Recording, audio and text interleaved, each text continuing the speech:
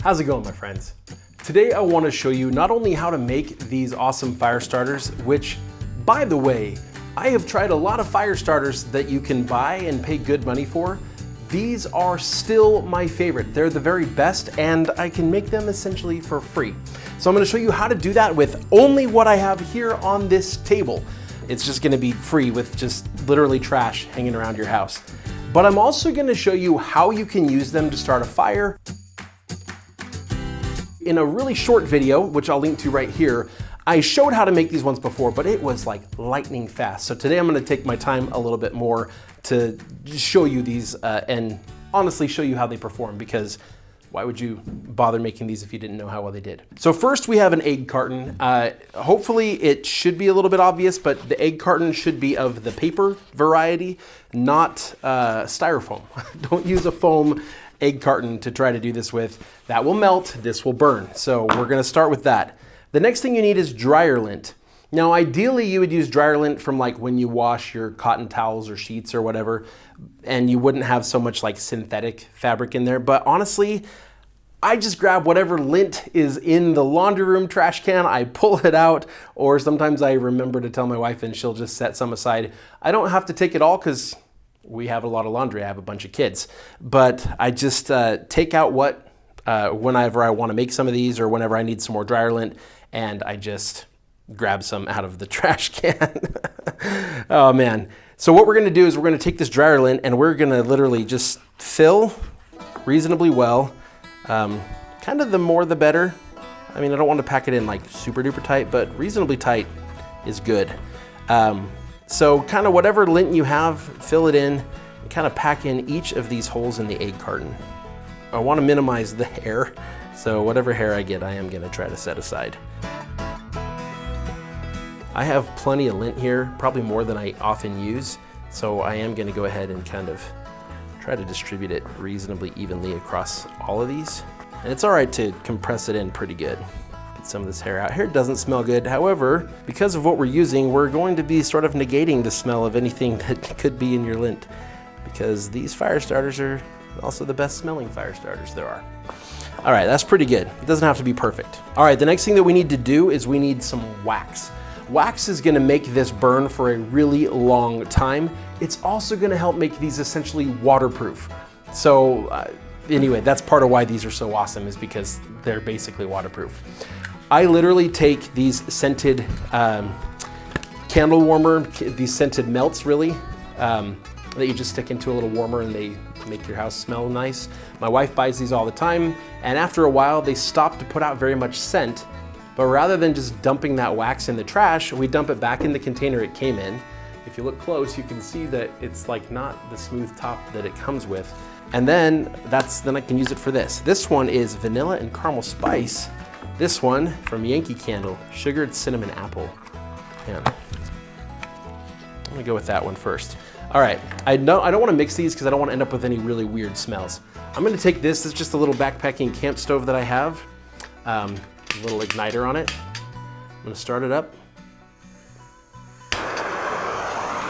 Then I'll take this little pot that I have and I'm gonna fill it with these melts. You could do this on a normal stove top too, but in this room I don't have a stove, and I thought the camping stove would be a little bit cooler. I guess I do have a stove. I'm gonna set it on here. Now while that's going, that's gonna melt super fast. You can see that it's already going, okay? Because this is really hot. Might cool that down just a little bit. But while that's going, I will say another way you could do this is if you are buying wax. My brother's done this. He's bought wax in like little pellet form and just a whole ton.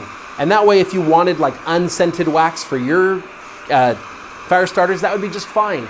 And so he's bought the pellets, and then he just sprinkles the pellets on, sticks this in the oven at about 220 degrees, and just lets it melt. Both of these processes are gonna end up working about the same, and you're gonna end up with the same product. That's almost done. So while that's going, I'm gonna go ahead and cut off the top. We don't need that. I don't really need this piece either. Just set those aside. Those can be recycled or whatever. All right, we're good. We'll turn that off. So now I'm just gonna gently pour some of this in and kind of fill each one. That's why I kind of want this stuff down. I want the I want this lint to be covered when I'm done. Now in the process, some of this is gonna kind of saturate the egg carton. That's okay. That's gonna help make the bottom part of the egg carton fairly waterproof too. Notice I'm kind of doing these one at a time. Again, I don't really want to mix the flavors too much if I can avoid it. All right, so with that one, I was able to get 7 of these done. We're gonna go ahead and kick this thing off again. I will dump in this vanilla caramel spice.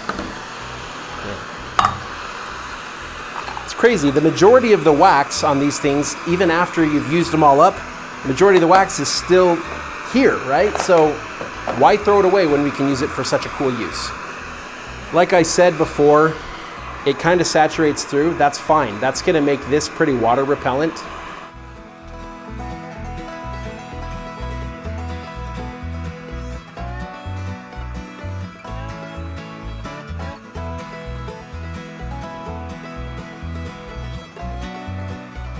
All right, we're good, fully melted.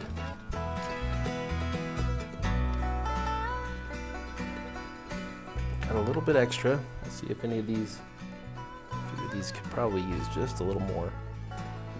Okay with a little bit of flavor mixing here. Okay, now essentially we just kind of let that cool. Now the other thing that we're gonna do then, these first 6 I'm gonna consider reasonably cooled. The next thing we're gonna do though is cut these into individual pieces. Okay, now most of this is pretty much waterproof. Now, if they were to get wet, you'd see the parts that are still paper that don't have wax on them. Those parts would soak, and they wouldn't be ruined, but those parts wouldn't start super easily. But this dry part right here, I leave it dry specifically because my intention is not to get these wet.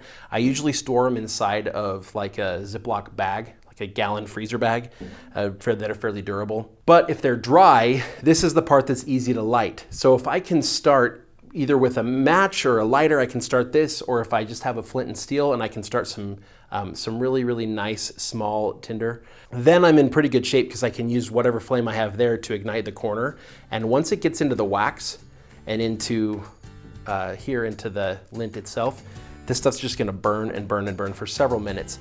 It lights pretty easily, but it burns for a long time. So now that we've made these, and we have 18 of them, why don't we go ahead and light some fires?